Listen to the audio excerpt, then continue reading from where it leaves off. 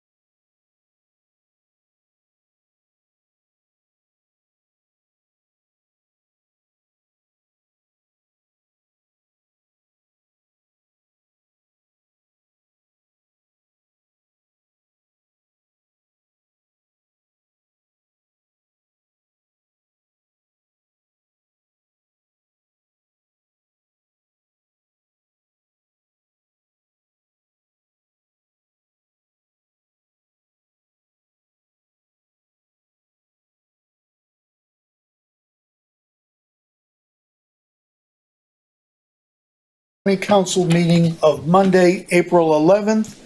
Would you all rise for the Pledge of Allegiance and please remain standing for the invocation. I pledge allegiance to the flag of the United States of America and to the republic for which it stands, one nation, under God, indivisible, with liberty and justice for all. Heavenly Father, we come to you this evening asking for your blessing, guidance, wisdom, and support as we begin this meeting. Show us how to conduct our work with a spirit of joy and enthusiasm. Even if we have different opinions, give us unity of spirit. Help us to each listen politely as others share their points of view.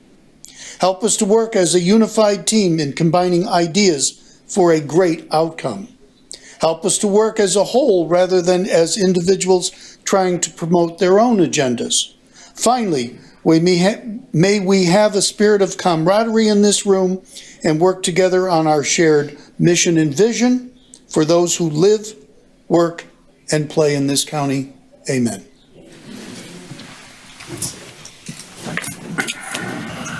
Attendance has been taken. 10 of the 11 council members are either online or present. The ones online are Councilmember Dawson, Councilmember McKellen, and Councilmember Somerville. The other members are in person. Public notice of this meeting has been published, posted, and distributed in compliance with the South Carolina Freedom of Information Act. May I have a motion from a member to approve tonight's agenda? Mr. Rodman makes the motion. A second, please. I'll second. Mr. Cunningham made the second. Is there any discussion or changes? Seeing none, the agenda will be approved without objection, and I see no objections. I would ask a member for the approval of the minutes of February 28th, 2022. I'll make a motion to approve the minutes. Ms. Howard makes the motion. A second, please. Mr. Rodman makes the second. Duly motioned and seconded. Any concerns about the minutes? Seeing none, the minutes will be approved without objection, and I see no objections. We are now at the administrator's report. Mr. Greenway. Thank you, Mr. Chairman. Good evening, council members, both here and online, and good evening to the citizens of Beaufort County and those who may be watching us on the county channel. My only matter of business tonight before you all is to again introduce employees and tell you a little bit about our extraordinary workforce that we have here in Beaufort County. Our first employee this evening is from our alcohol and drug abuse department. And I will pause a moment to allow her picture to come up. This is Lori Davis Valentine, who is a counselor at our Alcohol and Drug Abuse Department. She has been with us for a total of 13 years of service. She recently received multiple nominations from her peers from the Beaufort Alcohol and Drug Abuse Department's Quarterly Employee Spotlight Award. The things said about Lori by those nominating her were, you never hear her say, "That is not my job." Lori tends to be the go-to person to assist with patients or patient questions, regardless of if the patient is on her caseload or not. Lori is also recognized for her ability and willingness to back up the receptionist. She is approachable, dependable, and willing to assist a peer, whether on or off the clock. So she does a great job. One of the interesting facts about her is that she hates the fact that Beaufort area does not have a roller rink because she loves to roller skate. So I guess that is something we need to work on as a matter of recreation opportunities here in Beaufort for Lori. So Lori, I don't know if you're watching me or if you will watch, but I want to thank you for your service. That's a very important job that you all have over there at Alcohol and Drug Abuse Department. I appreciate your 13 years of service to Beaufort County. So we'll hold all the applause until we get through all the employees this evening. Our second employee, many of you may be familiar with, or at least you're familiar with her name. This is Katherine Mead. She is a human resources specialist. She is a bright and shining star in our HR department. She's been with us a little over 8 years. She does all things related to taking care of our employees, from orientation to transitioning out of employment with the county. We hope we bring more on than we have transitioning out, but she plays an important role in both of those. Her focus area is on managing positions and processing personnel actions. People get raises or promoted or demoted or other things. She handles that paperwork. She was the primary project manager for HR during the recent comp and classification study, which was a big job. Katherine relocated to Beaufort County in 2007 after spending her childhood summer months with her grandparents in Land's End and falling in love with the area. She is active in her small community and coordinates their annual July 4th parade. She enjoys spending time with her family at our local beaches, hunting for shark's teeth, and fishing, and is a very avid Clemson fan. So 2 of 3 isn't too bad there. So anyway, finally, I'm going to share this with the permission of Katherine because of a HIPAA requirement. She has granted us permission to do this. As of last week, Katherine is proud to hold the title as thyroid cancer survivor and encourages everyone to check their neck. So you can kind of see in the picture there some evidence of her going through that process. So I'm thankful she was allowed us to share that on behalf of everyone. Medical checkups are very important. One of the great things about working in Beaufort County is the medical benefits that we enjoy here. So there's no reason for us here in the employment of Beaufort County not to take care of ourselves and have those checkups as necessary.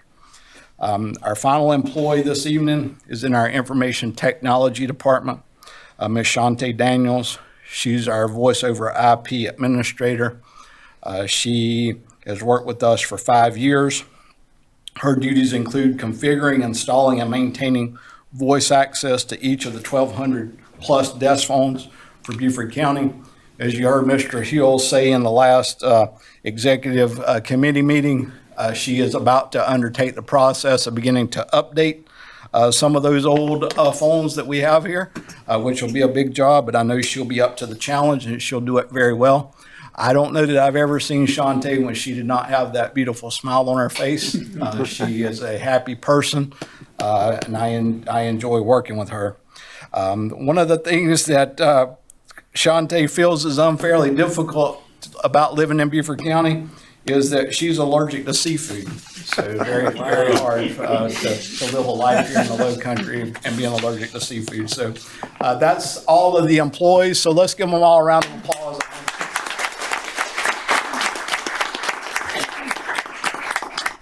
I appreciate all their hard work. And Mr. Chairman, I turn it back over to you. Thank you. Thank you. Okay, we have two proclamations.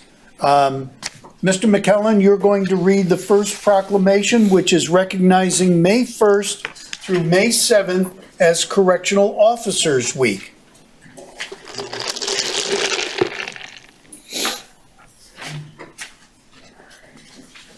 Councilman Kellum, I Happy to have do that. Colonel Wait. Grant. I have Colonel Grant and Lance Corporal Leak here with us. Okay, we all set? Okay, it's my pleasure to welcome you here tonight and to read this proclamation in honor of National Correctional Officers Week. Whereas in 1987, Congress passed and President Ronald Reagan signed Public Law 99-611, proclaiming the first week of May as National Correctional Officers Week.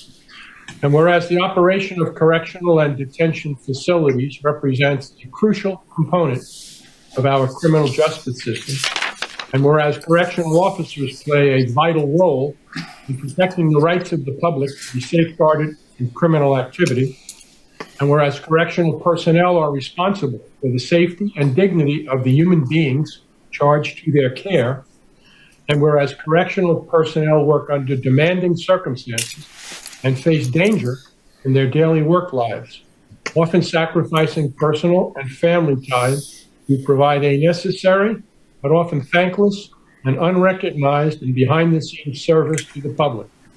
And whereas the staff of the Beaufort County Detention Center has continually demonstrated their skill and professionalism in running one of the finest facilities in the state.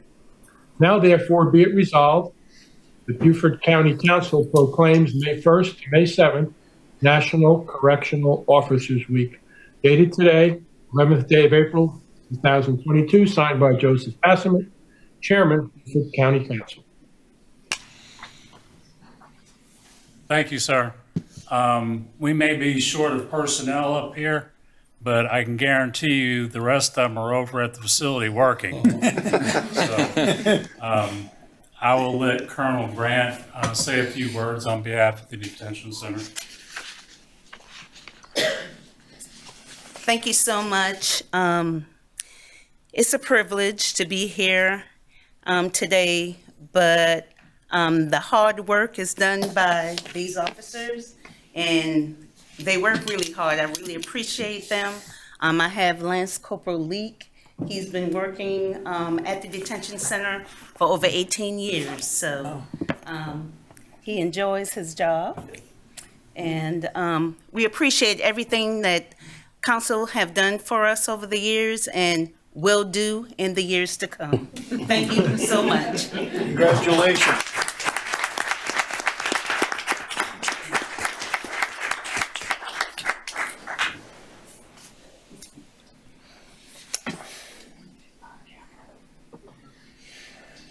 Excellent.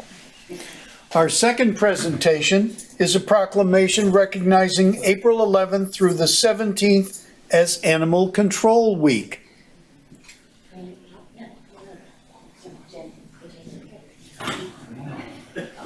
We got a lot of support for this one. Good. Yeah, we can't do it without all these people, including all the volunteers that aren't here. Great. So Tallulah, bring your group up so we can see everybody. Yes. We got a whole crew. Wow, this is great. Excellent. You have officers, you have the sheriff, you have lawyers, man. Yeah. Great. Ready, sir. Go ahead, Larry. Okay, thank you very much. Welcome Tallulah and guests, all of the dignitaries, all of the volunteers, all of the staff, everyone who is working in cooperation with the animal control staff and with the Hilton Head Humane Society. I'm happy to read this proclamation tonight in your honor.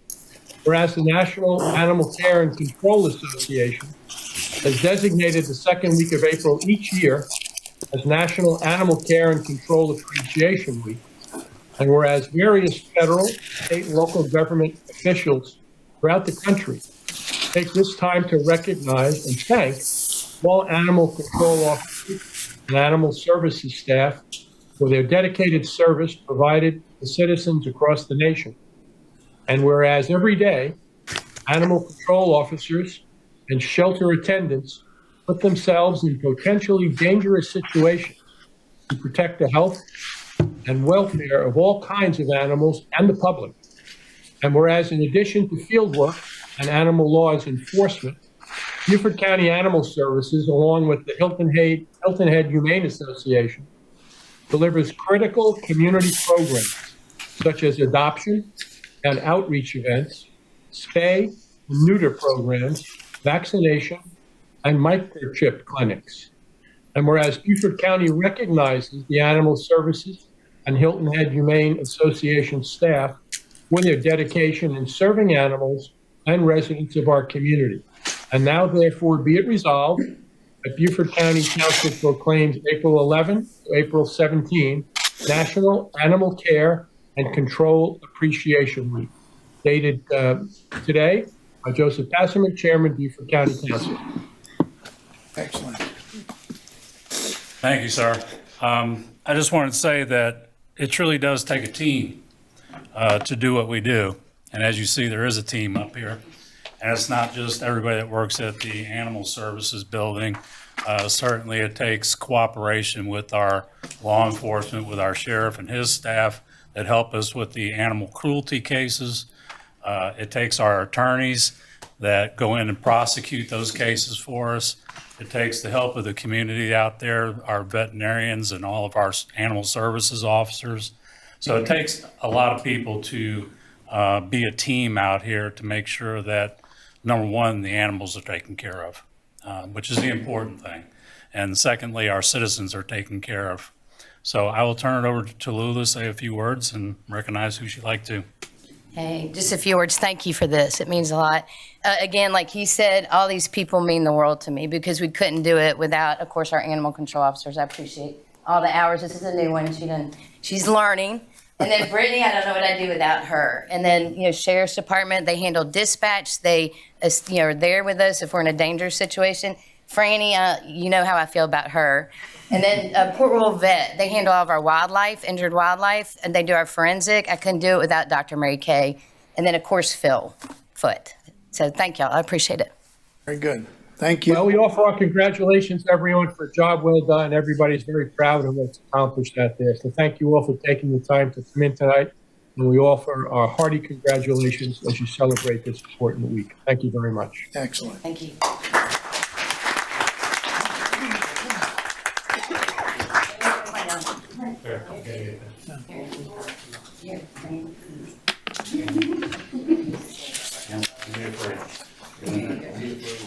Come on, Jen.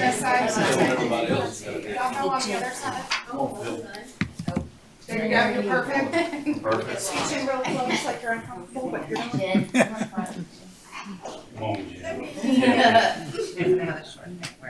No. We good? Excellent. Thank you so much. Okay, we are at our citizen comments section. We do have two individuals who would like to address County Council this evening. The first is Ladson Howell. Please step forward.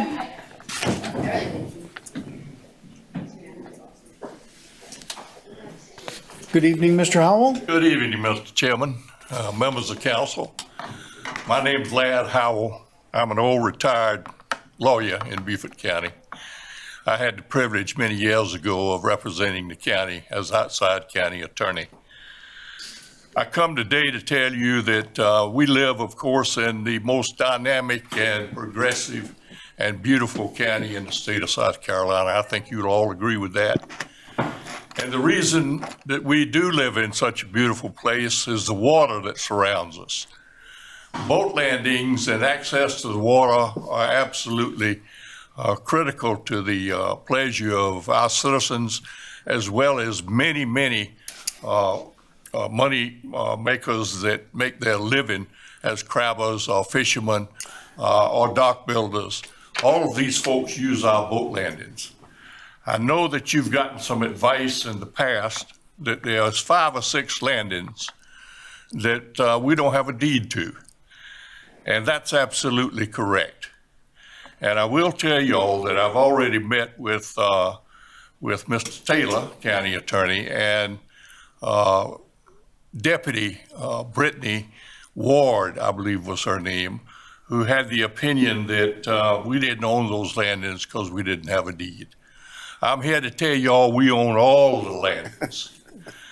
There's a doctrine called a prescriptive easement, which provides that if the public uses a particular avenue without interruption for a period of 30 years, then the public is granted permanent access to it.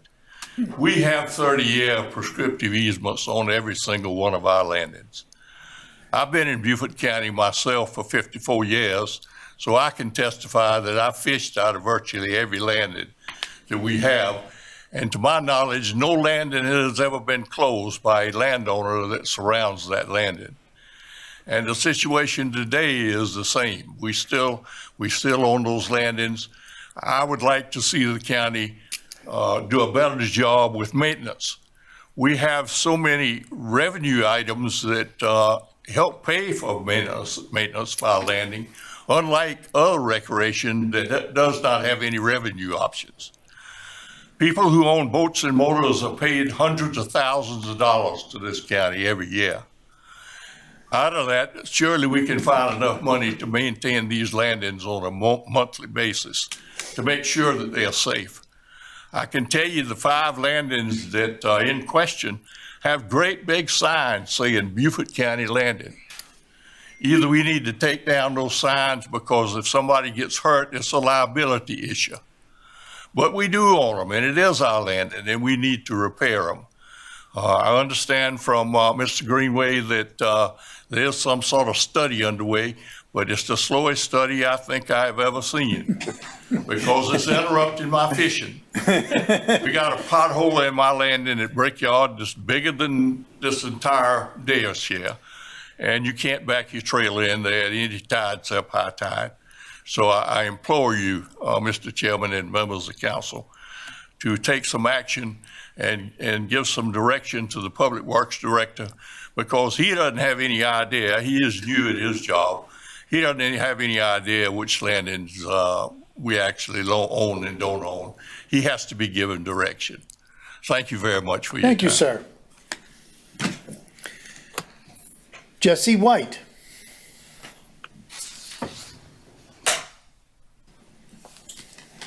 Good evening, Jesse. Good evening. Jesse White on behalf of the Coastal Conservation League. I just wanted to offer my thank you to the County Administrator, Mr. Greenway, as well as to you, Chairman Passiment, and Council Members Rodman, Howard, and McKellen for attending the workshop last week with Hilton Head and Senator Davis to discuss the 278 Bridge project, as well as Assistant Administrator Mr. Fralix, don't want to leave him out. We believe it was a really productive discussion and meeting, and we're greatly appreciative of the county's willingness to amend the resolution to provide sufficient time to do additional due diligence on this project so that the end result is something that effectively addresses traffic congestion, improves safety and quality of life for all members of the community, minimizes environmental impacts, and establishes a gateway on and off the island that the region can be proud of. We look forward to your continued leadership and coordination with the Town of Hilton Head, SCDOT, as well as our legislative delegation. So thank you. Thank you. Okay, is there anybody else who would like to address council? Seeing none, we'll close the citizen comment period and we'll move into our liaison and committee reports. Who would like to go first? I will.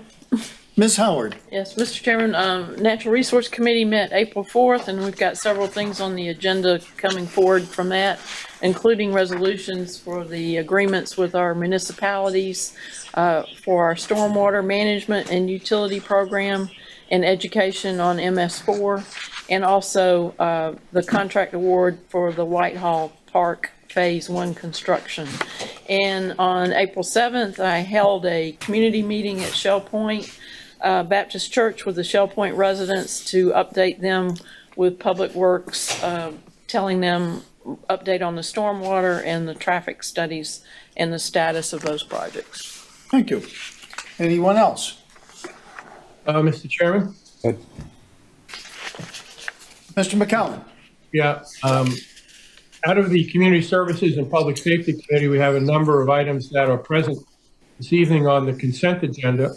They include appointments to the Beaufort County Bluffton Township Fire District Board, to the Beaufort County Disabilities and Special Needs Board, the DAUFUSKIE Island Fire District Board, the Ladies Island St. Helena Fire District Commission, and the Beaufort County Parks and Recreation Board, as well as Beaufort Memorial Hospital Board. All of the information related to those names can be found, to those appointments, the names can be found written in the consent agenda, which is the backup material and on the agenda for this meeting. Thank you. Mr. Lawson? Just a real quick reminder that the next Finance Committee meeting is next Monday at 2 o'clock. Everyone's invited to come here in person or join us online. Yes, and everyone should be aware of the calendar that has been put out and approved by County Council for the budget timelines. So we want to adhere to that. Okay, no other comments. We'll move on to matters arising out of executive session. We did have a lengthy executive session. There will be a couple items coming out of there as we go through the agenda when we hit those particular topics. Items number 17 and number 25 on the agenda, we will take certain actions as a result of what we discussed in executive session. I would like to move on to the consent agenda. May I have a motion for the consent agenda? Which So moved, is- Mr. Mr. Chairman. McKellen makes the motion. Second. Mr. Cunningham makes the second. We do have 8 items on the consent agenda, duly motioned and seconded, and it will be moved without objection, and I see no objections. Therefore, the consent agenda is approved. Going on to our action items. Number 13 is a public hearing and third reading of an ordinance to approve the text amendments to Chapter 14, Article 2, Animal Control Ordinances. May I have such a motion, please? So moved, Mr. Chairman. Mr. McKellen makes the motion. I'll make a second. Ms. Howard makes the second. Is there any member of the audience wishes to make a comment as part of the public hearing? Seeing none, is there any member of council wishes to make any comments regarding this item? Seeing none, duly motioned and seconded and will be adopted without objection, and I see no objections.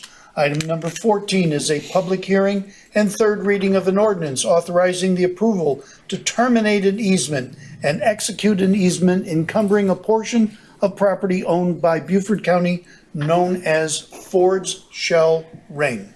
Mr. Chairman, I'll make the motion to. Ms. Howard makes the motion. A second, please. A second. Mr. Glover makes the second. Is there any member of the public who wishes to make a comment regarding this item? Seeing none, is there any discussion by any member of council regarding this agenda item? Seeing none, this will be approved without objection, and I see no objections.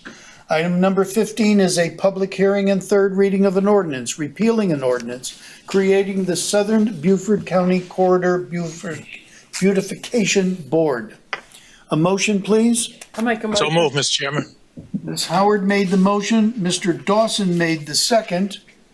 Is there any member of the public who wishes to comment about this particular item? Seeing none, any comments by any member of council? Mr. Chairman, I'd like to thank the Southern Beaufort County Corridor Beautification Board. We have some members of it who have joined other boards to serve the public, and we really appreciate that. And we appreciate the time that they served on this board. Excellent. Any other comments? Mr. Greenway, did you wish to Not say? for this item. Next Okay. item. All right, duly motioned and seconded, and this will be approved without objection, and I see no objections. Item 16 is a public hearing and second reading of an ordinance for a budget amendment, fiscal year 2022. A motion, please. I'll make the motion. Mr. Lawson makes the motion. A second, please. Please? I'll second. Mr. Cunningham, thank you. Any member of the public wish to make a comment on this item? Seeing none? Mr. Greenway? Two things I just wanted to bring to council's attention in case anyone wanted to introduce an amendment to the motion. One, we had a discussion a short time ago to proceed with the purchase of 5 parcels out near TCL. This would be an excellent time to formally amend this motion to take the funding, as we discussed, from this particular surplus. That would be $1.2 million if anyone wanted to do that. During the last budget workshop, there was some discussion that was held on Thursday. There was some discussion about the potential of raising the proposed 3% COLA. That's a part of this amendment, up to 5% now, and not worrying about doing something in the fall for the employees. If you all are interested in doing that now, then now would be the time to amend for that as well. So the 3% would go to 5%, and then the $1.2 million for the purchase of the TCL properties, as discussed earlier this evening. Okay, Ms. Howard, you will make, I'd like to make a motion to allocate the $1.2 million for purchase of properties that have been accessed by TCL to provide in some form or fashion later to be determined for workforce housing. And do we want to add the COLA to that? Yes. And also to increase the COLA to 5% effective immediately? Is that the right wording? I'll yes. second that, Mr. Chairman. Okay, duly motioned and second to amend for $1.2 million for the TCL properties and to increase the COLA to 5%. Is there any further discussion on the amendment? I have a question, Mr. Chairman. I'd like to get a definite date on that. On the COLA? On the COLA, correct? Yes. Effective date is It'll be the I can't give you an effective date, but it'll be the first full pay period following the third reading. Okay, thank you. And Okay, then the second thing, I just want to make it clear for the record, the physical amount for the purchase is $1,215,000. Yes. Yes. Okay, any other comments? This amendment will be approved without objection, and I see no objections. We're back. One comment on the COLA, that will actually include all employees under our umbrella. It will include all employees under the Beaufort County umbrella. It would not include the fire district's employees because they're handled separately. We do the payroll for some of those, but they're outside of that. So that under our umbrella would include elected and appointed position as well. Include elected officials. Under our yes, jurisdiction. under our jurisdiction. Sure. Yes. Yeah. Yep, Thank that's you. right. Yes. Okay, Can I make a correction there? That does not apply to county council, does it? It does. No. I'm sorry, say again, Mr. McCollum? I don't believe that applies to county council until we have the general election in November and we go into the That's next correct. November 1st. Yeah, I'm sorry. I didn't take the question to include you all. Yeah, no, that does not apply to council until the I will not next give back any money if you give it to me. general election. Just a later effective date is what you're saying, yeah? Yes. Post-election. Yes, it has to be done after the new council sits in January. Okay, once again, it was duly motioned, seconded, discussed, and if there is no objection, this will be approved without objection. Are there any objections? Seeing none. The amendment is approved. We're now back to the motion that includes the amendment. Any further discussion regarding that? Seeing none, the item will be approved without objection as amended. We're now at item number 17. I'm going to read item number 17. I will then ask Mr. Cunningham to make a motion to amend what we read. Item 17 is a second reading of an ordinance to repeal Chapter 82 of the Code of Ordinance of Beaufort County to terminate the collection of school development impact fees, to refund all school impact fees paid, to terminate the collection of parks and recreation facility impact fees, road facility impact fees, Southern Beaufort County Service Area road facility impact fees, Northern Beaufort County Area library facility impact fees, fire facility impact fees, and other matters related thereto. So I will need a motion for that and a second, and then I will turn to Mr. Cunningham. I'll make that motion. Mr. Cunningham makes the motion. A second, please. Mr. Rodman makes the second. Mr. Cunningham, you wish to make an amendment. Thank you, Mr. Chairman.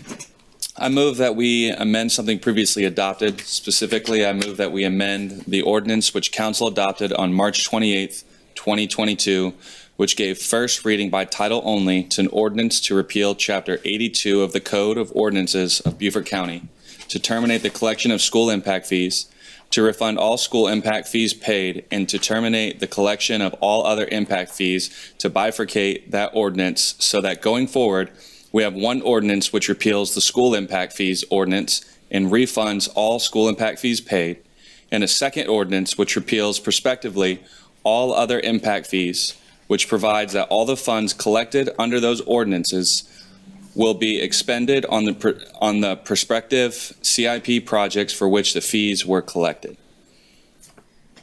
A second, please. I'll second that, Mr. Chairman. Mr. McKellen, you will be the second. Okay, discussion. Seeing no discussion, the motion to amend will be... Joe, I had my hand up. I'm sorry. I'm sorry. Go ahead, Mr. Somerville.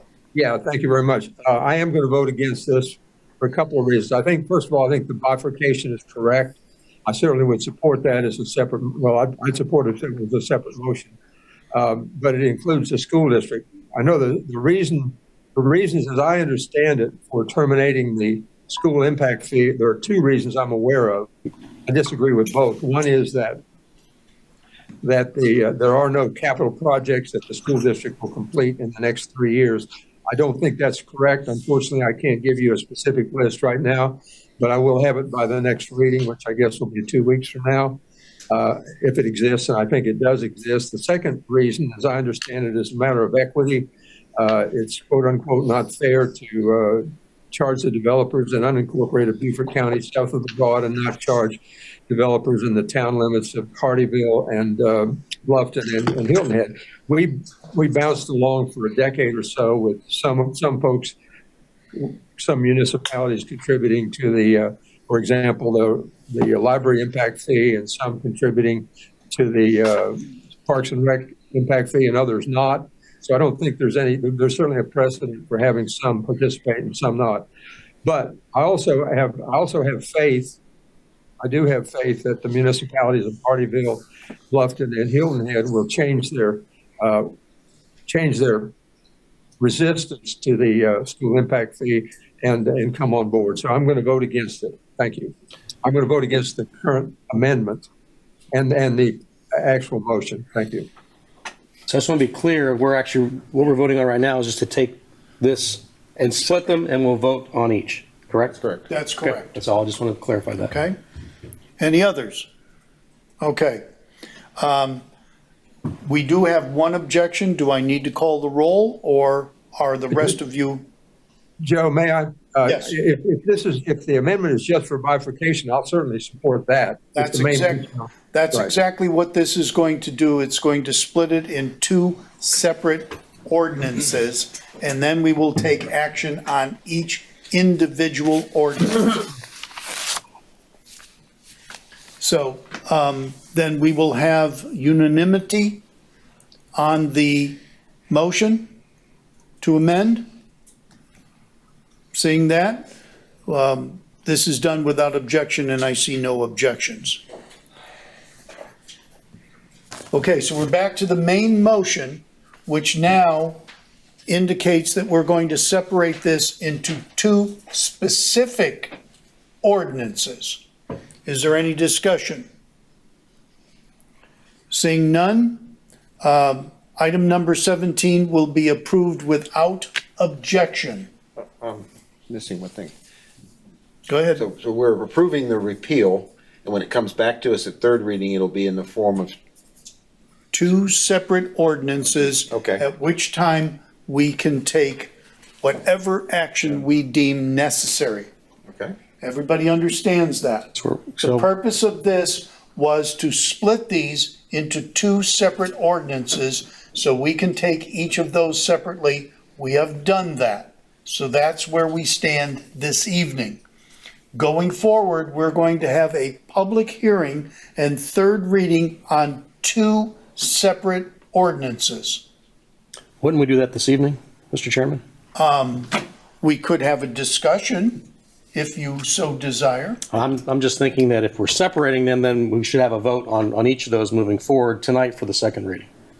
Well, that's exactly what we did, is, if I'm correct, we voted to separate them. So we need to have two votes, one for school impact fees and one for the rest. Correct. Tonight, we need to have two votes, correct? So the motion was to amend, and the motion succeeded. So now you have a bifurcated ordinance, and there is draft ordinances for each one in your backup. So I believe that it would be appropriate, Mr. Chairman, for you to take votes on the repeal of each of those impact fees. Okay.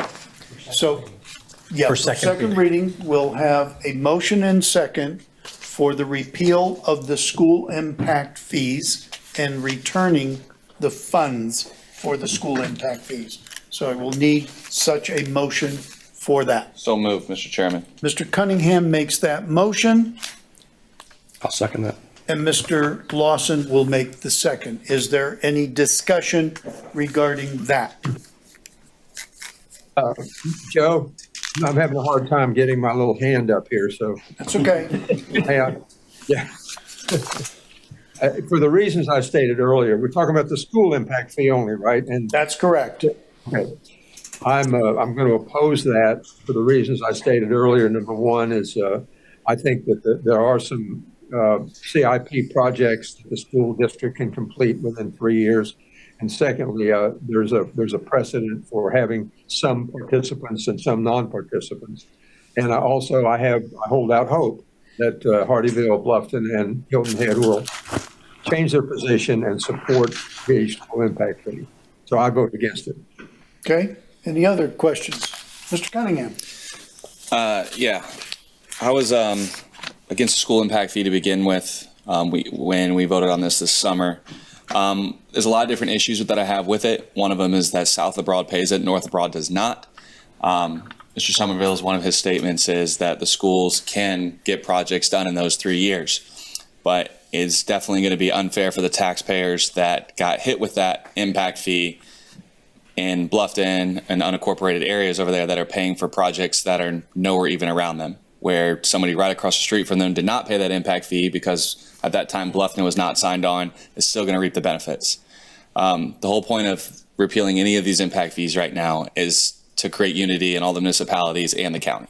So that's the main line between it. It's not whether we agree with impact fees work or don't work. Right now, it's getting everybody on board, the municipalities and the county all working together. There's a reason we have to bring everyone to the table so it's equally distributed. The other issue with the school impact fee, you're going to have people that are pay it twice. And I mean by that, these people that are coming here, moving here, yes, they are going to pay the impact fee on the new house. You also have a lot of people in this area that are moving to other houses that are paying that impact fee as well, already residents of Beaufort County. But everybody up here knows that this impact fee is not going to be enough to build a new school. There still will be a referendum at some point if they want to build another school in Beaufort County. I mean, that's just the reality of it. Cost of building has skyrocketed. And beyond that, it would take years for us to raise $50 to $60 million to get even into retrospect to building some type of school, and that does not count the other projects that need maintained in other schools. Okay.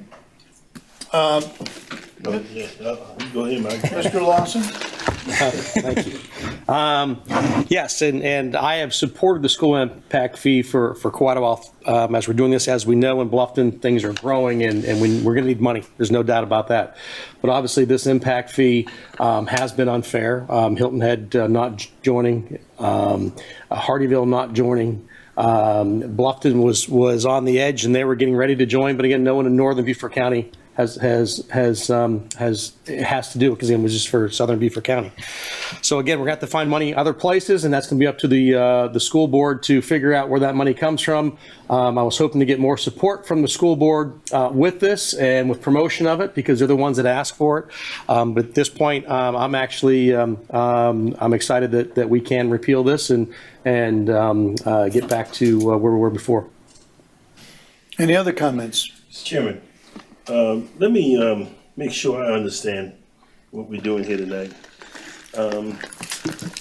The impact fee is something that's south of the Broad. It's collected during the permitting process for a home, and the county is collecting their impact fees, but all the entities are not joining in. So it's the unincorporated area that's paying for impact fees and nobody else. That's unfair. And until we get everybody on the same page, I think we need to do what this motion is doing. So I'm supporting the motion. I think the impact fees is something that we should have, particularly with schools. But if everybody's not playing and paying, then it shouldn't be left up to the unincorporated area to pay impact fees. So I'm supporting the motion that's on the table. Thank you. Mr. Rodman? Yeah, I think the school impact fee has two negatives to it. One is that I think we've challenged the district to step forward and take an active role, and I haven't seen that happen. And secondly, I think of all the impact fees, this is the one that hurts affordable housing the most when you're starting to tack, a $9,000 upfront payment. We say we want to do affordable housing, but this actually goes the opposite way. Yes. Now, the action we take tonight is not the definitive action. Right. Okay? This is just the second reading saying that we want to go to the third reading with a public hearing to eliminate the school impact fee. So everybody is clear on that. Okay. Everybody but Mr. Somerville is going to be an aye on that? Okay? Joe, may I make one last comment before Yes. you close it out? Yeah. One thing that occurred to me is if we do proceed and reverse this impact fee and refund the money, at that point, as I understand it, at the point that they pull the permit, when the builder or the developer has already taken money from the perspective from the buyer. So who gets it? Does it go back to the builder or the developer, or does it somehow? Well, I don't know. it depends upon if it's just pulling the permit, the developer is going to be refunded the money because the permit to build the house doesn't mean it has been turned over to an individual.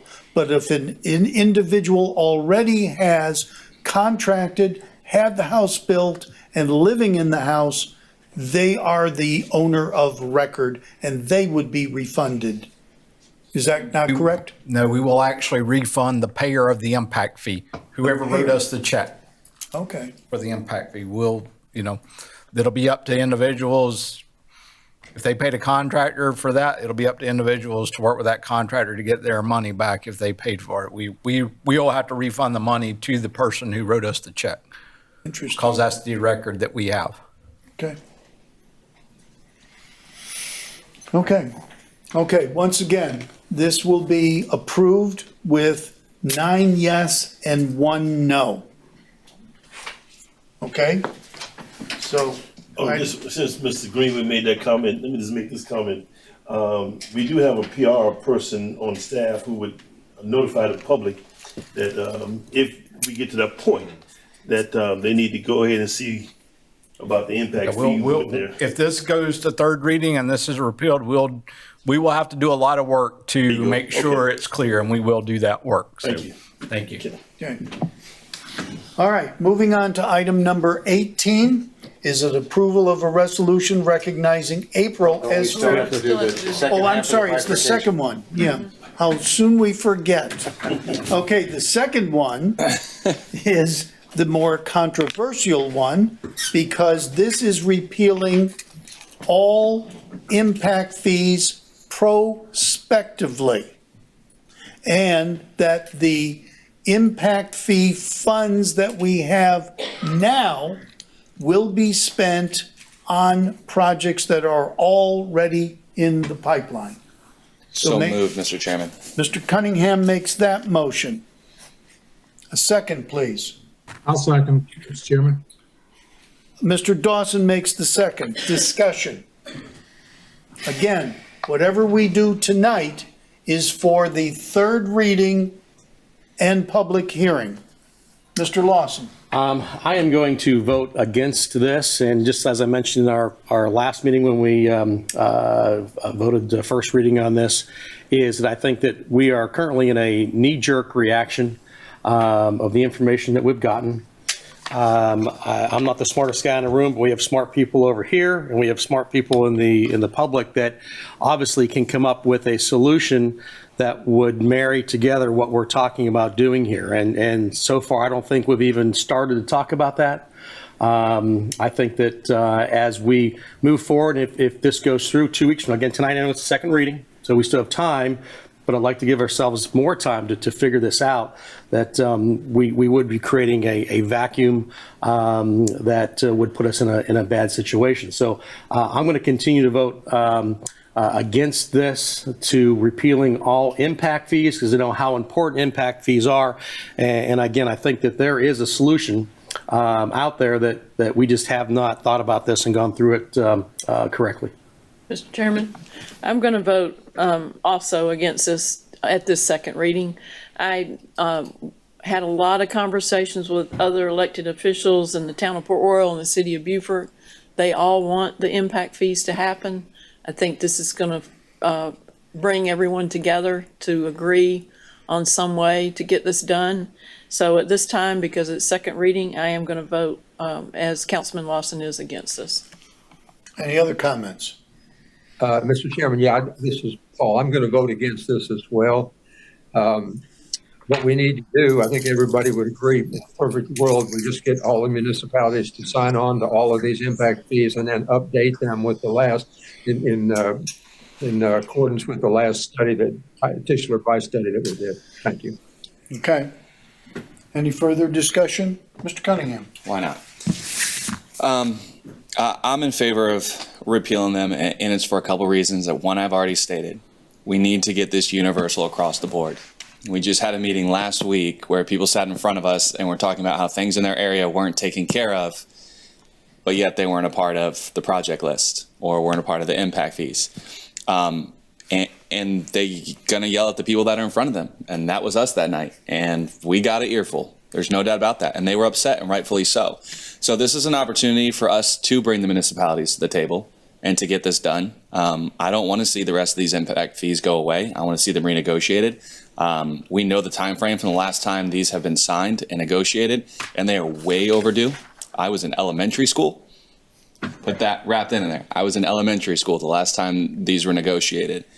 And I've told everybody up here before, and I've told people, I don't plan on doing this job forever. So I'm not a big person of kicking the can down the road. I think the time to do it is now. We've already made it to second reading. We move forward to the third reading. That gives us another 2 weeks to get something accomplished, and then we can revisit it then. But I'm going to continue to support this until we get something accomplished, because I don't want to be in a situation like we have in Hilton Head, where they're 2.5 years discussing roads and nothing's been made, and we're about to grant another extension after that time. So again, I'm going to support this. Any other comments? Seeing none, this will be approved with 6 yes and 3 no. 3 no being Mr. Lawson, Ms. Howard, and Mr. Somerville. I know as well. Then it will be 5-4. There's 10 of us. Oh, I'm sorry, there's 10 of us, 6-4. Okay, motion is approved, 6 yes, 4 no. Again, this is the second reading.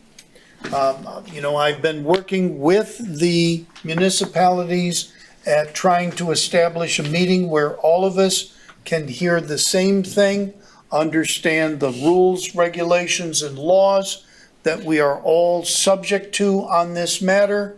We'll work diligently over the next couple of weeks to have that meeting. Okay, item number 18, a motion for approval of a resolution recognizing April as Fair Housing Month. A motion, please? I'll make the motion. Ms. Howard makes the motion. A second? A second. Mr. Glover makes the second. Any questions, concerns? Seeing none, this will be approved without objection, and I see no objections.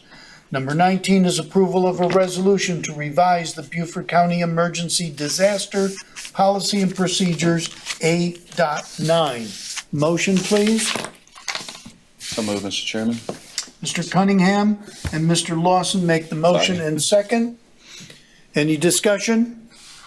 Seeing none, this will be approved without objection, and there are no objections. Item number 20 is approval of a resolution to amend a resolution 2021/22, which supports public access and passive recreation projects on rural and critical land preservation program passive park properties and contract award for Whitehall Park Phase 1 construction. I so move, Mr. Chairman. Mr. Glover makes the motion. A second, please. I'd like to second that. Mr. Somerville, you will be the second on that. Any discussion? I'd like to just mention that time is of the essence due to a bald eagle nesting time Yes. period, so we're glad to get this going as soon as possible. Yep. Any other comments? Just one quick comment, Mr. Chairman. I've learned not to vote against anything Stephanie bring before us. You learned your lesson, huh? Okay, this will be approved without objection, and I see no objections.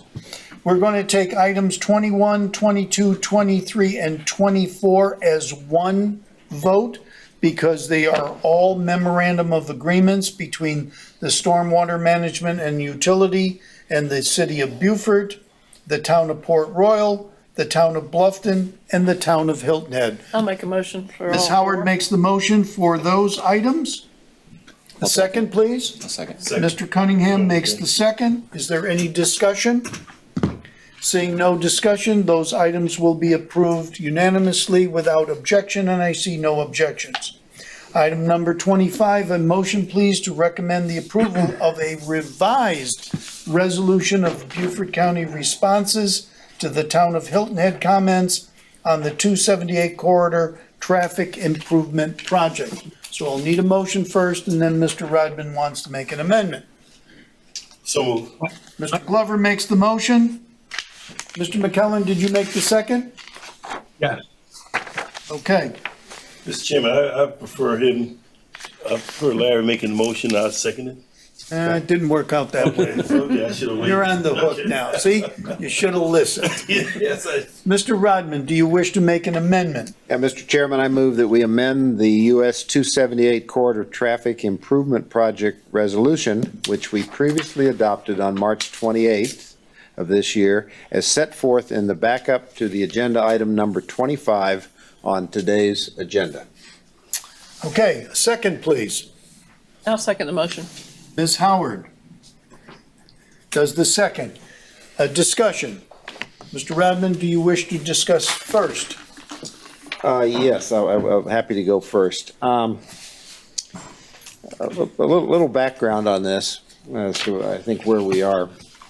If you go back about a year and a half ago, and this has been a very contentious thing in the Hilton Head community. But if we go back to about a year and a half ago, Senator Davis and I, came to council, and you all approved putting in place a so-called peer review or an independent review for the 278. And I think that was very productive at the end of the day. Secondly, shortly thereafter, we approved funds for a land planning exercise. But it turned out that the town then decided to do it in-house, and then they decided to do it with a consultant. And so we never actually drew on the funds that we approved. But they came forward, the land planner, MKSK, with a series of 26 recommendations. And in a broad sweep, I think the vast majority of those recommendations are not disputed between county council and town council and the two administrations. There are I would categorize maybe two categories of that each had two or three of the recommendations. One had to do with the arrival experience. Where some people said, look, if it just looks like a conventional highway, that's not in keeping with the arrival experience that we were promised. The second is that there's a couple of items. A good example is the so-called width of the trail, which is the pathway for bikes and walkers on the bridge.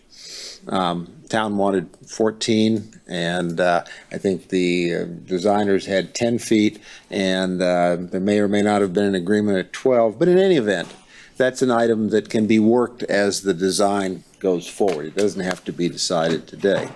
It also turns out that under the federal mandates of doing these kind of projects, there is what's called a value engineering phase, and that's an opportunity when it's going through the design process, which is fairly extensive, that there is the opportunity for engineering to look at things that people put forward or other people put forward that can be incorporated, if you will, on the run. It doesn't have to be decided immediately.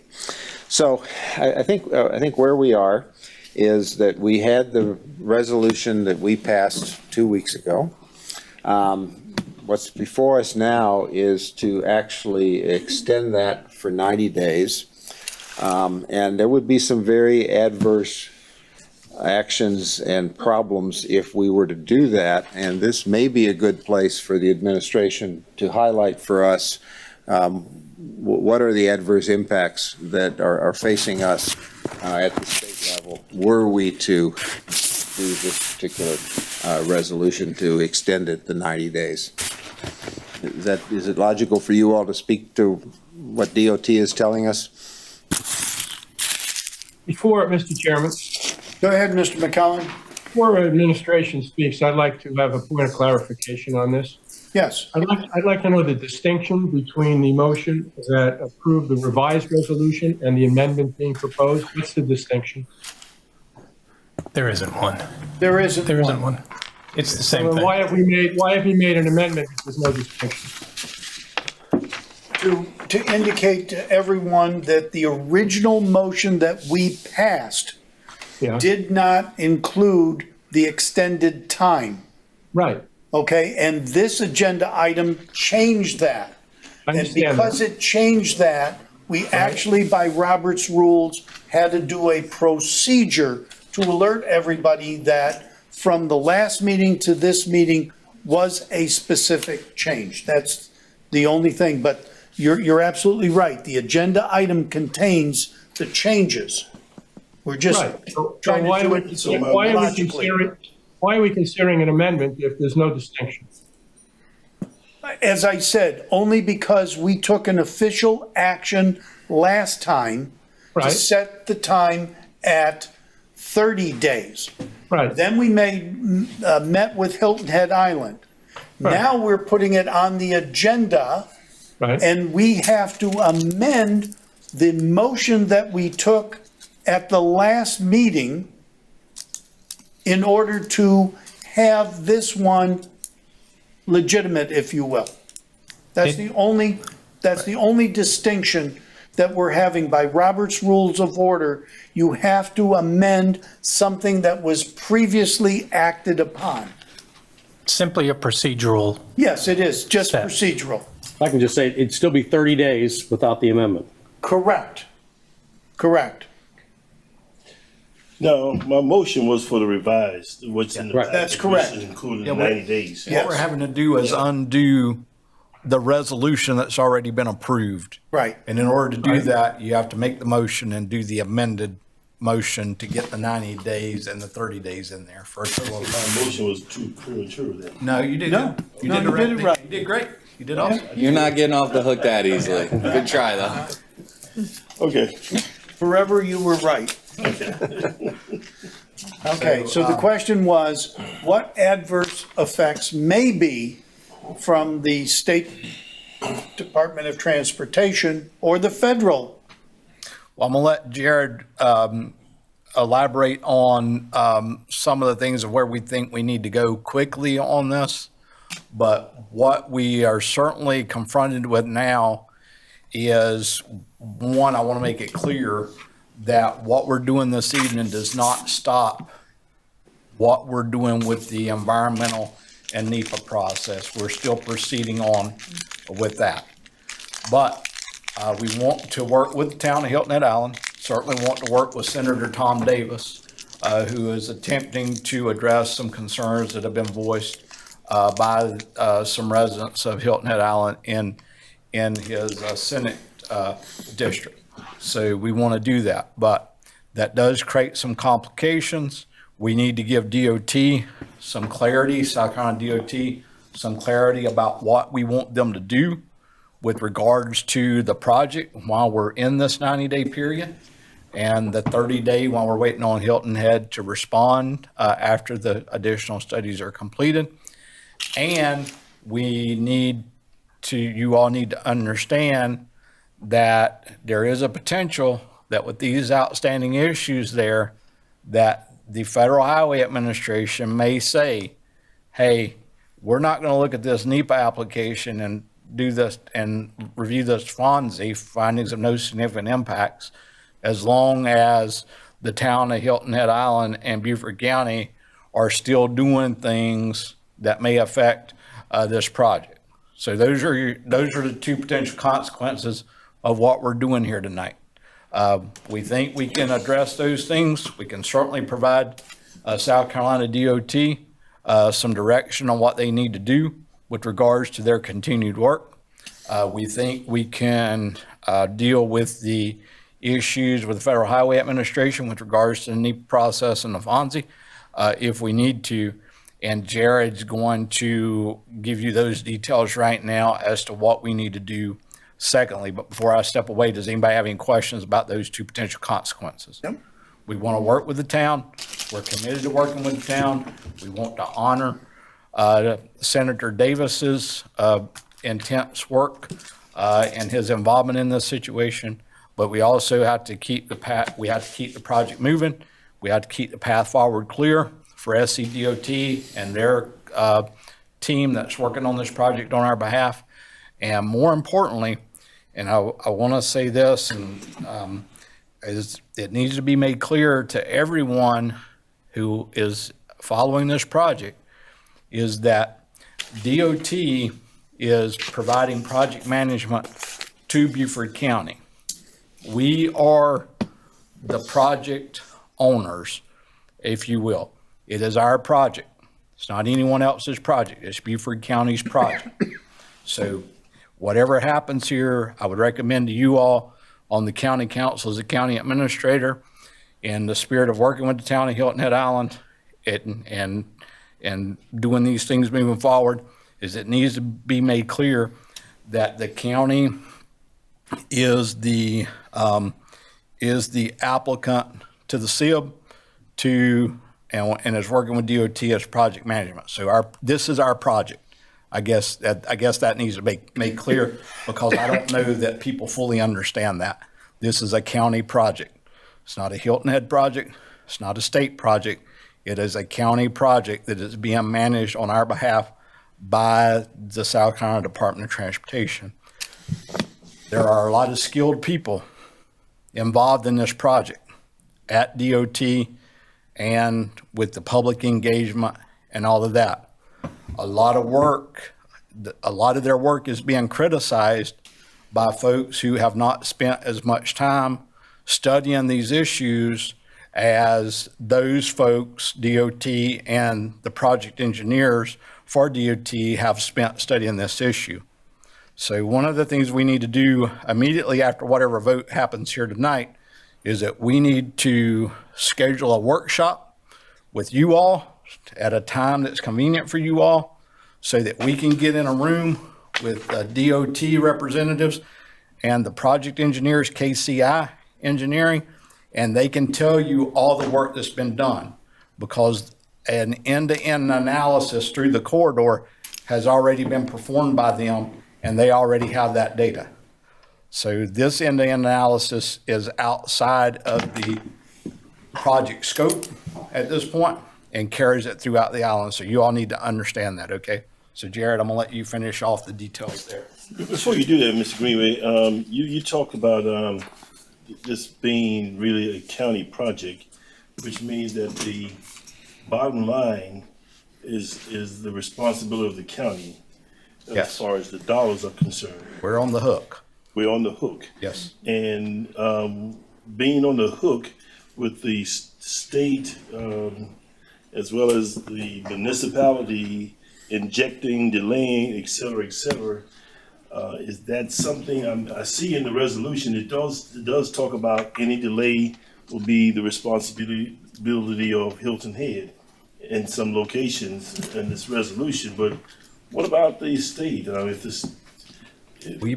We have to provide a quarterly report on where we're on the project status to the state infrastructure bank. We have to be able to justify where we are in the process. Some folks say, hey, don't worry about the SIB. I'm okay if we want to take that approach, to not worry about the SIB.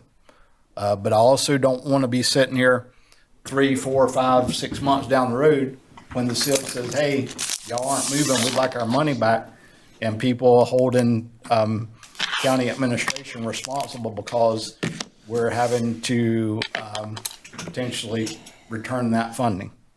So we need to understand that, you know, whatever we do here, the county administration, this talented individual standing on my right, is not causing the delay. It's for other reasons. We're happy to work with those entities for those other reasons, but we may need some extra help down the line of keeping our funding intact and continuing to move this through the federal process. Okay. Jared. So to give a little bit more specifics to what Eric was talking about, specifically in our meeting last week with town council, and Senator Davis was there as well, there was a couple comments that were made by Senator Davis and followed up with a letter today. So Councilman Rodman, back to your comment, the 90 days, so long as we provide direction to DOT and they continue to move forward, and the comments as proposed by Senator Davis don't affect that direction, then there is no adverse effects to the project schedule and the project cost. However, some of the comments that were stipulated or provided in the joint meeting as well in the follow-up letter do present an issue where it could in fact present delay and additional costs. Specifically, one of the comments was an independent consultant to take a look at this end-to-end vehicular throughput to see if there's delays and other means. In coordinating with DOT and our design consultants, this end-to-end simulation has been completed. I think KCI could give us some more information on what that is for all of our sakes. But what is being proposed is a little bit much more than just the end-to-end simulation. It's actually looking at multiple alternatives, some of which have already been looked at in the 19 alternatives, some are beyond. The $250,000 in 3 to 4 months, which was proposed as how long this would take, in our opinion, would take much longer and cost much more, to the tune of possibly $2 to $3 million in effort. and up to 12 months or so in timeline. So once you get into those figures, there is real cost and real time and delay. And additionally, whatever efforts are made would then have to be vetted through DOT and our design engineer through the NEPA process, so additional time and delay on that front. So DOT has positioned to us that if we do move forward with that as additional study, that we postpone all efforts with DOT's scope of work, as whatever may come out of that study will affect the work that they're moving forward with currently to present our NEPA application. So there's no point in directing DOT to move forward if they've got to redo their work after a said study has taken place. As far as the 26 changes that were submitted, there are some specific ones, again, that we need to provide direction to. They were all addressed in the resolution and in the initial response, two of which are very important to DOT and the timeline of the project. One is the 2 bridges versus 1 bridge. There's a substantial cost. We've talked about that, as well as the shoulders on the bridge. Those are federally mandated, and those costs, again, once we move forward with the process, those are going to be things at the outside that have to be determined so the design can move forward. Those are the critical path in design moving forward. And then thirdly, one of the last comments that was presented was a coordination and synchronization of the signals along the corridor, not just in the project corridor, but on both sides, on the island and on the mainland. There has been work by DOT and the county, as well as Hilton Head, over the past 3 or 4 years on that, where money has been expended, and those signals have been coordinated and have been upgraded to adaptive. So what they're asking for has already been improved, some of the synchronization. So that item to see that these are already synchronized, those are indeed synchronized. Now, there could be additional improvements in timing. Over time, signals kind of get out of sync, so they could be retimed, and that could be something that's evaluated, but the actual process has been looked at in previous years through DOT. So that's just more specifics, and I'll gladly take any questions with that. Mr. Chairman, I have a question. If we had to delay something that takes 12 months to do, the study you're talking about, couldn't that be an open door to groups that might want to fight this and say we have to start the NEPA process over again? It could be. So all the work that we've done so far on NEPA process, we basically have been whittling it down to a funnel from the proposed alternatives all the way to the preferred alternative. So if we're opening them back, exploring additional alternatives, then yes, theoretically we could go, may have to restart or do over some of the work that's been done. Which would be even more delay. Mr. Chairman. Thank you. Mr. McKellen. Yeah, while we were all in attendance at this meeting, and Senator Davis made this proposal, the response was overwhelmingly deafening. Nobody said anything. Are we now, a week later, coming in with this argument, objecting vociferously to all the recommendations the senator made? Are we now preparing to tell the town of Hilton Head and Senator Davis that his 90-day project is going to take a year and cost $3 million? And while he was at the meeting, told us it was $250,000 and he could get it done in 90 to 120 days. And if that's the case, why wasn't someone speaking up at the meeting and challenging this when it happened rather than a week later? So, no, we're not opposed to doing the study, or at least looking into the scope and the cost of it. We are here today telling you all what we're being told by the DOT and the consultants. We had a call with them today, which is a part of our monthly status call with them. And these are the things, after them seeing some details from the scope that was given to us just today in writing by Senator Davis. As a result of that, that's where these latest concerns are coming from. So if someone's watching television tonight from the town of Hilton Head, this is the first they're hearing of this? Again, we're not against us doing, we're not saying that we shouldn't do the study. That's not what we're saying at all. We want you all to understand what is the potential that once we get the scope, what that might look like and what the time frame might be and what the cost might be based on the details we've seen we got today in writing. We're not opposing anything. We're not speaking against anything. We're telling you all the potential consequences and trying to paint a clearer picture for you all on council as you consider this situation. We did not know the details of what was being proposed last week in the workshop like we know today. They've been provided in more detail. And as a result of that, in our discussion with DOT and KCI today, this is what they told us is the potential consequences of that. My recommendation to you, if you're looking for a recommendation from county administration, as long as you all go into this understanding what the potential consequences are, I would recommend that you vote to approve the revised resolution as amended for the 90 days and then the 30 days for the town of Hilton had to provide a response. We were just trying to make it clear to you all as to the latest details that we now know based on our conversations today. Any other questions? Mr. Radman? If I understand where we are, and we're looking at what DOT is telling us, that if we go ahead with this resolution, they're going to put the whole project on hold until it's done, whether it's 4 months or 14 months from now. That's my understanding of what I heard today is going to happen. Now, let's think about it from a cost standpoint. They've maintained up till now that they have enough money to fund the project.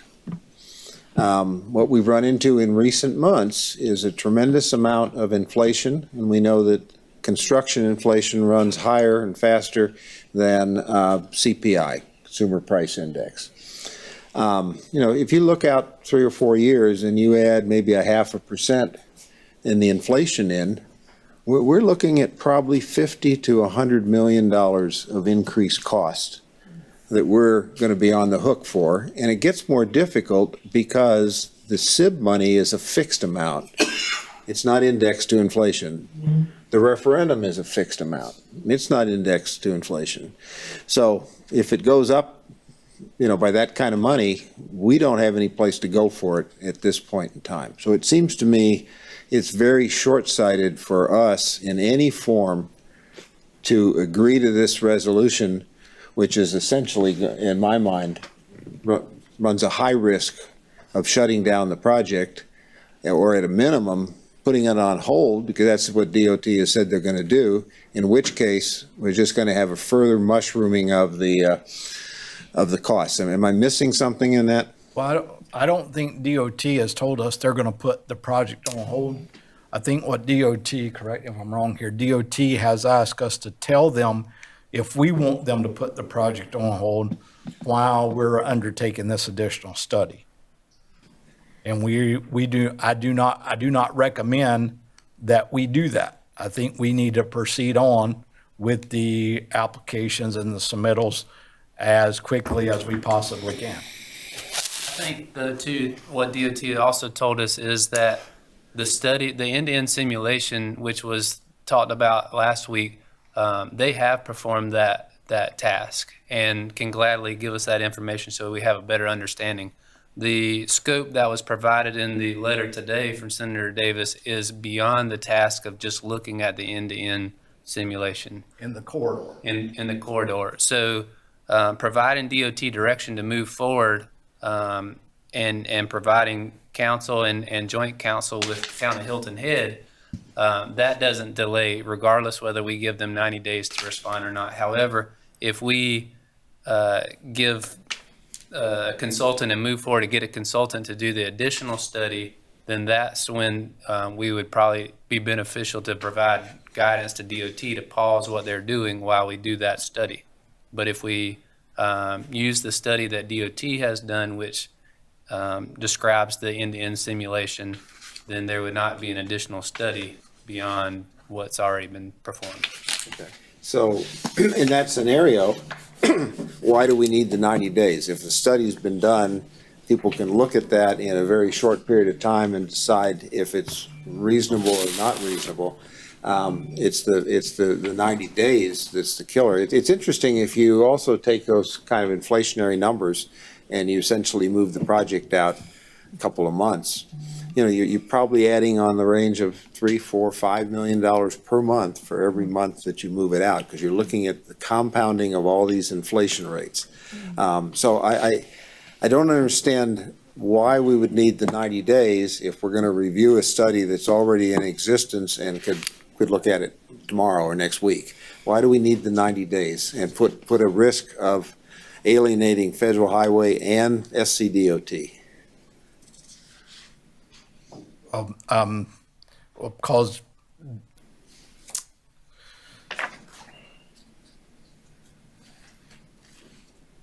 we may not need the 90 days. It certainly does not hurt for us to go put together a scope in accordance with the written details from Senator Davis and check to see what it is going to actually cost and how much time it will actually take. So, you know, you all would need to evaluate that, in my opinion. I don't see any harm in doing this resolution this evening to say we're going to take some additional time to look into this issue to see if the 90-day study is a legitimate time frame. And if the cost if the study can be done for the cost based on what we've received in writing today from Senator Davis. Do you think we lose or retain the money from the SIB if we go out 120 days? We will, I think, well, that's hard to say. I don't want to answer that question. I think we can defend with Senator Davis's assistance, delaying the project for 120 days while we're doing these additional studies. I think I would suggest that there's 45 other counties that are out there whispering in their politicians that these people are sitting on this money. You are absolutely correct about that. We've got a good use for it. I think the money is gone if we're doing something that's adding this kind of. Now here's the alternative. Okay, it seems to me the alternative is to say keep the NEPA piece going, get everybody on board, essentially agree on the small number of items that are indisputed, and get an agreement that how they're going to be done. So, for example, can they be done in parallel? Which I think they can. And then at that case, we've kept the project moving. We get agreement with the town on what are the 3 or 4 or 5 items that we need to look at, and those get worked in parallel as opposed to end to end. To me, that seems like the more logical way to go, and not risk this and incur more and more costs that we can't afford. What am I missing? I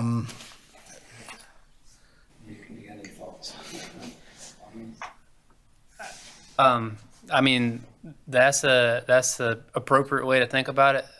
We have a large amount of money that's out there that we have obligations to, and anything that we do that deviates from our proposed schedule, we'll have to defend and make known to SIB along the way. So we'll be updating the SIB quarterly, not at the end of the project and let them know that we finished or we're out of time, but we'll be updating them quarterly. So that is one thing, whether we lose a month in construction time or a month in engineering time, that it's the same month that we lost. So there is a point to be made there. So whether it's 90 days or 30 days, the town, we can continue to coordinate with the town both now and as we move forward and deliver the project into the design phase. As you mentioned earlier, there's a value engineering opportunity within the design phase. So this isn't going to be the only time that we can talk about the project. We're going to still be designing the project for the next two and a half years. So the other piece that enters into this, and it's in our resolution, which is the last item, says the town provides its municipal consent for the project. This has been somewhat controversial, and as I understand it, it basically says if DOT or the county, I guess, is going to do a road project inside a municipality, they have to consent to it. And my understanding is that people are agreeing that the town of Hilton Head actually has the ability to veto the project. So to me, it also doesn't make sense to go out 120 days and then have them veto it. Might as well have that discussion tomorrow and get that out of the way. I don't think they should veto it, but if that's what they want to do, that's up to them. Tell us a little bit more about municipal consent. Municipal consent, I think you all, already know municipal consent. Again, we need to try to achieve municipal consent in our efforts of working with the town of Hilton Head Island with this corridor project. Mark Orlando and I have spent a lot of time working on this project together. He and I have a great working relationship, as I do with the mayor of Hilton Head Island, and I certainly want to do everything within my power to attempt to achieve municipal consent with the town of Hilton Head Island on this project. I don't want to speak to whether or not the legalities of that, because I think the DOT has already weighed in on the legalities of municipal consent on this project. There's some exceptions to municipal consent, and this bridge project in this corridor meets both of those exceptions in the state law. It goes across the intercoastal waterway, and the bridges are obsolete. So that's the legal side of that equation. But that's not to say that we need to force that issue, and we need to continue to work with the town of Hilton Head Island and maintain the quality working relationship that I have with the officials there, particularly in the city manager's office. Just to not take too much longer, my recommendation would be that we not add the 90 days, leave the one that we have in place, which still has time to run, and when we get back 2 weeks from now at our next meeting, we can take a look at where we are with the town of Hilton Head, and hopefully in the meantime, we could all come together and say, hey, let's agree on that. Most of this is good. It's been a good job by DOT, and there's a couple items that we can either work short-term or we can work in the value engineering phase, and then we move on. Okay, last comment, Mr. Somerville, then we need to take a vote. We're coming up on the witching hour. Yeah, I'll try to be quick. I have so many concerns about this. I'm concerned that if there are additional projects added, we've already asked the town of Hilton Head to pay for them if there are additional projects added if they're instance, and they have not, to my knowledge, agreed to do that. Second thing, we've got the inflationary cost, which is the clock's running, the tick, tick, tick every day, and I don't know where the money would come from for that. And then, of course, we got the NEPA process, which may or may not be interrupted. And then, of course, we got the SIB money, which is finite. All the money we have is finite, and the SIB money is in danger. So I'm very much afraid of extending this. Thank you. Mr. Chairman. Mr. McCollum. Now, representing District 10, which is the northern part of the island, it seemed to me last week this was a good idea. Tonight, it's not such a great idea. I think that a lot of what Senator Davis has requested we do has already been done.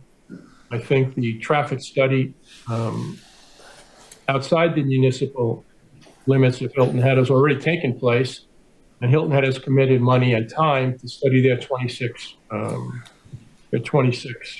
traffic lights. The throughput, I think, has been done already, but it seems like we want to do it again. I'm not so sure anybody on town council at Hilton Head wanted to do those two things. They are doing their own traffic light analysis, but we can incorporate the one that was done in the past into theirs and integrate it. It seems to me that a lot of what Senator Davis was suggesting was suggested by the community at large. I'm not so sure that we can do anything here tonight without having further discussions with the representatives from the town. But I don't think we should be taking any action here until we have an opportunity to discuss this late developing information that Mr. Greenway is presenting to us here tonight before we make a decision on this. We have a 30-day time frame established, and we were asked to extend it. And that's what this resolution is apparently going to try and do. But I'm not so sure that we're not going to do a lot of damage by extending this and having these two parallel efforts undertaken, both of which have already been undertaken, and now they're being undertaken again. So I think we have to be very clear about that and make that known to the town officials that doing this again, after we've already done it, may not make a lot of sense. But I'm not so sure that people from the town of Hilton Head, the elected officials, were the ones that wanted to go forward with this. I think it was coming, as I said, from community input, which is valid and should be considered. But I think it's time for us to reconvene a meeting here and let everybody know exactly what's at risk before we take any action here doing anything. So I agree with Mr. Rodman for a variety of different reasons that perhaps it's not a good idea to do anything tonight, other than keep it the way it is and reconvene on this and explain all of this to people so we can come to a collaborative decision on how we all want to proceed. So my suggestion is, as I agree with Mr. Rodman, I don't think we need to do anything here. Can I add something before you all speak? Yes, sir. What I would recommend that you all consider doing is delaying action on this item tonight. We have another budget work session for council at 10 a.m. on Thursday, April 21st. Since we have that budget work session scheduled for that time, maybe we can get the South Carolina DOT and KCI here as well. We can invite the Town of Hilton Head Council to attend a workshop so that you all can reconvene and hear this information from the DOT officials about the scope and what that likely might entail and all of that. So that would be my recommendation to you all, that you not do anything this evening. Let us see if we can get a workshop set up with DOT for the 21st of April.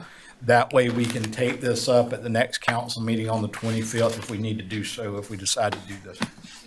I think you got to do something immediately here. I don't think you can wait until, you've got to tell, listen, it's going to be over there tomorrow. Someone has to get in touch with the town and tell them exactly what's happening here. But I agree with you, we shouldn't take any action tonight. But we can't wait, set up a meeting for a week or two to discuss this. This is an emergency. Somebody needs to be consulted immediately in the Hilton Head Town Council, and they need to be brought into this as soon as possible, not in a week or 10 days or 2 weeks. That's way too long. Yeah. Well, I can have that conversation tomorrow with them. I don't have any problem doing that. That's good. So would you propose, I'm sorry, Mr. Hervshon? Yeah, just a quick comment. I would support the delay. I'm with Councilman McCallum that this should happen sooner than not. It sounds like we should also loop in Senator Davis. For sure. Frankly, I'm concerned that this seems to have blown up in like 6 days. There's something in here that I'm missing. I mean, unfortunately, I missed the meeting last week. Shame on me, but there seems to be some sort of a problem here that needs to be addressed that maybe is kind of unspoken at the moment. And for this to go south like this in 6 days is honestly quite shocking. Mr. Cunningham? Sorry. Before you do that, we're now going to go past the witching hour, so I'm going to need a motion to extend. I'll make that motion. Thank you. Second. Awesome. All those in favor? Aye. Everybody agreed on there? Opposed. Okay. All right.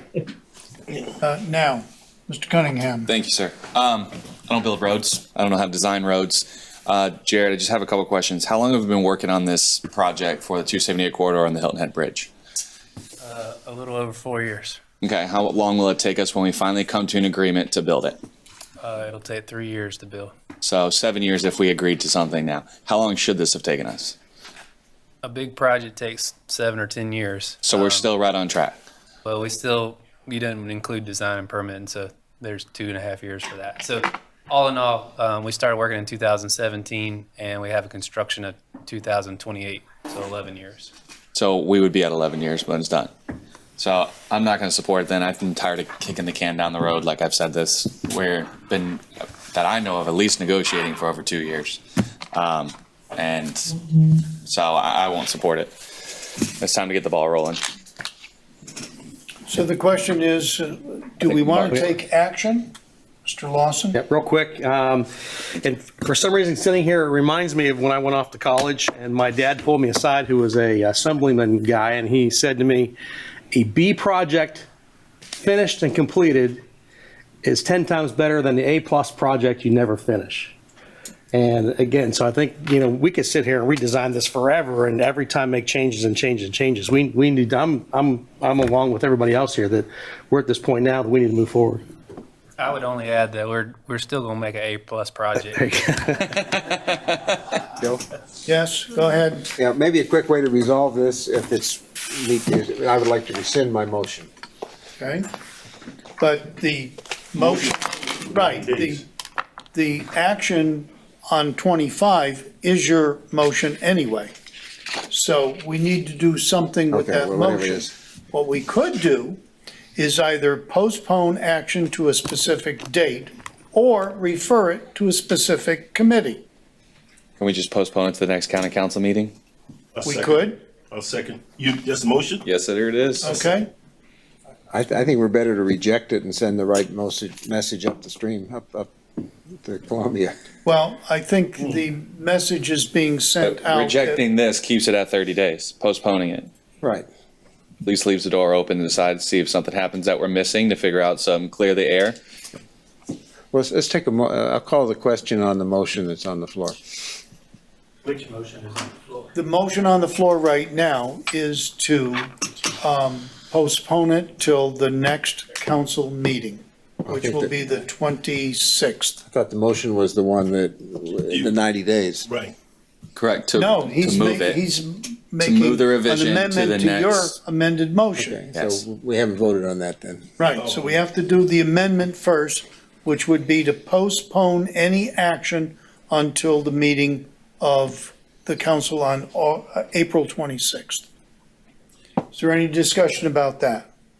Now, it also means that if this motion passes, that the 30 days is the resolution that's on the floor right now. Still on So that. that's Correct. Right, okay. Which still gives them 2 days left at our next county council meeting, correct? Yeah, okay. And as of this moment too, DOT is moving forward full steam ahead with what they are working. Perfect. Yeah. Okay. Is there anyone objecting to the motion to postpone action until the April 26th meeting of county council? Seeing none, that motion passes unanimously. Now we're back to the original motion. So the original motion is now modified to move it to The next county council. next county meeting. I think this motion that we just did supersedes that one. So that's it. Okay. All right. Comments from the public? Any comments from the public?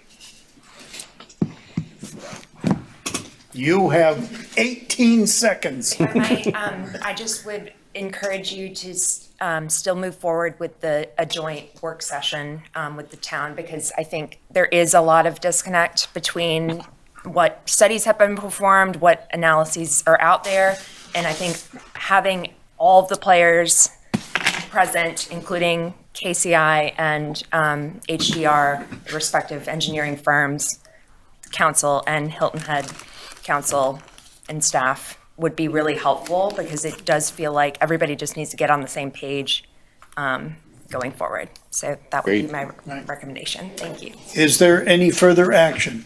Just a comment. When I did the invocation tonight, I talked about us working together. I think we accomplished that tonight. I think we were very civil.